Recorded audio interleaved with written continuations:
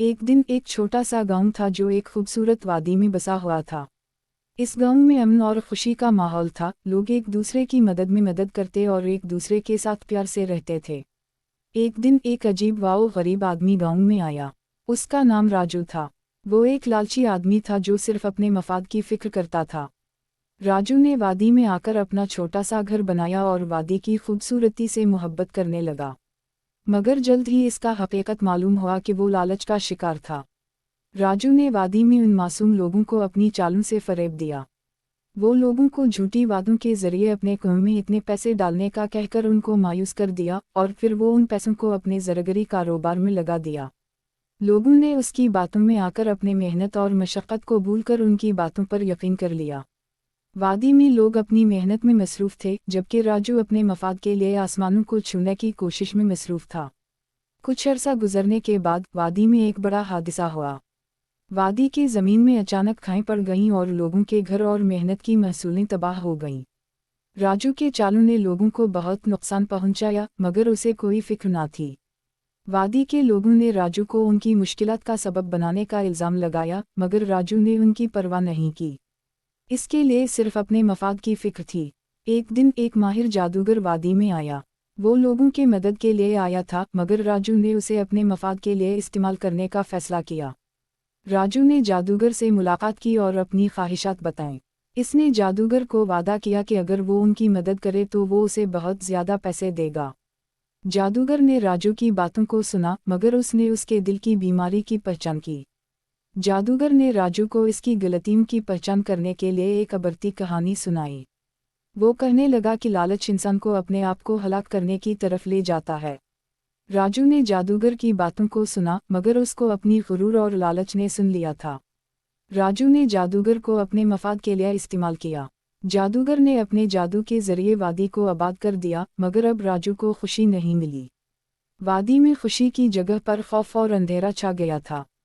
राजू ने जादूगर से मज़ीद मदद मांगी, मगर जादूगर ने उसकी मदद नहीं की।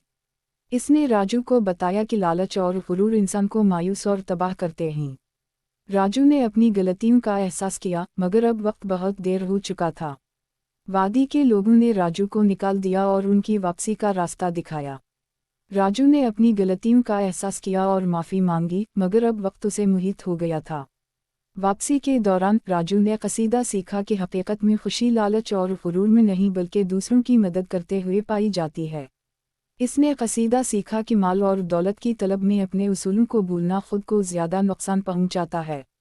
वापसी के बाद राजू ने वादी में अपने गलत अमलों की माफ़ी मांगी और अपने आप को बदल दिया। वो लोगों की मदद करने और उनकी खुशी में शिरकत करने का फ़ैसला किया।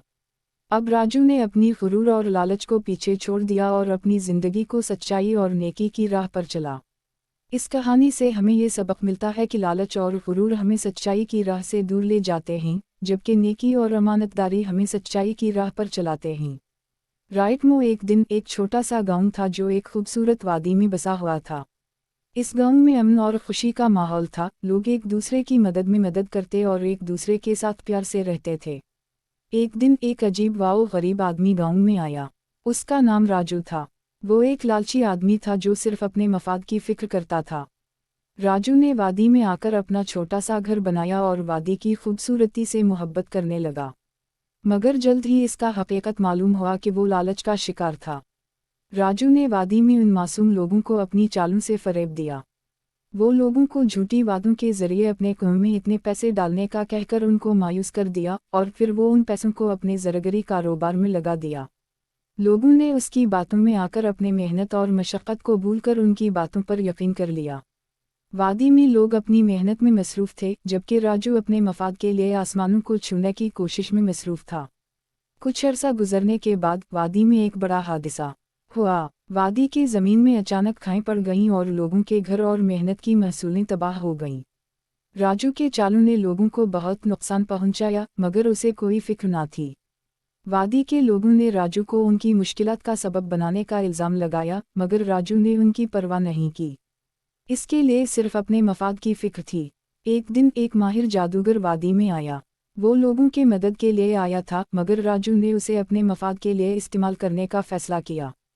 राजू ने जादूगर से मुलाकात की और अपनी ख्वाहिशात बताईं। اس نے جادوگر کو وعدہ کیا کہ اگر وہ ان کی مدد کرے تو وہ اسے بہت زیادہ پیسے دے گا۔ جادوگر نے راجو کی باتوں کو سنا مگر اس نے اس کے دل کی بیماری کی پہچان کی۔ جادوگر نے راجو کو اس کی غلطیوں کی پہچان کرنے کے لیے ایک عبرتی کہانی سنائی۔ وہ کہنے لگا کہ لالچ انسان کو اپنے آپ کو ہلاک کرنے کی طرف لے جاتا ہے۔ راجو نے جادوگر کی باتوں کو سنا مگر اس کو اپنی غرور اور لالچ نے سن لیا تھا۔ راجو نے جادوگر کو اپنے مفاد کے لیے استعمال کیا۔ جادوگر نے اپنے جادو کے ذریعے وادی کو آباد کر دیا مگر اب راجو کو خوشی نہیں ملی۔ وادی میں خوشی کی جگہ پر خوف اور اندھیرا چھا گیا تھا۔ راجو نے جادوگر سے مزید مدد مانگی مگر جادوگر نے اس کی مدد نہیں کی۔ اس نے راجو کو بتایا کہ لالچ اور غرور انسان کو مایوس اور تباہ کرتے ہیں۔ راجو نے اپنی غلطیوں کا احساس کیا مگر اب وقت بہت دیر ہو چکا تھا۔